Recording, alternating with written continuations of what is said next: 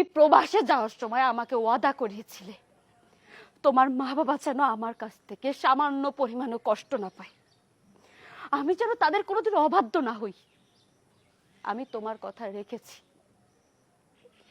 এই 3 বছরে আমি তাদেরকে কখনো অসম্মান করিনি, তাদের কথার অবাধ্য হইনি। তারা বলতে পারবে না তাদের মুখের উপরে কোনোদিন একটা কথা বলেছি।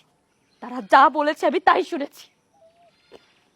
কিন্তু তারা আমার সাথে কি করেছে সেটা তোমার জানা উচিত। তোমার মা, যাকে কিনা আমি নিজের মায়ের থেকেও বেশি জেনেছি, তোমার বাবা, যাকে কিনা আমি আমার বাবার থেকেও বেশি জেনেছি, তাদের সাথে আমি যতই ভালো ব্যবহার করেছি তারা আমার সাথে ভালো ব্যবহার করতে পারেনি। আমি তাদেরকে বাবা মা মনে করলেও তারা আমাকে সন্তান মনে করতে পারেনি,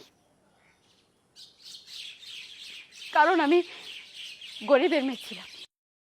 সকালবেলায় ঘুম থেকে উঠে তোমার মা আমাকে যে কাজে বলতো আমি সেই কাজটা করতাম। কাজ যতই ভালো হোক না কেন তোমার মার সেই কাজটা পছন্দ হতো না।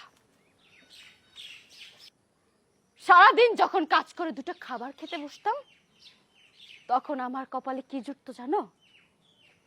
2 দিনের পচা বাসি পান্তা ভাত, আর তার সাথে একটা কাঁচামরিচ আর একটা পেঁয়াজ।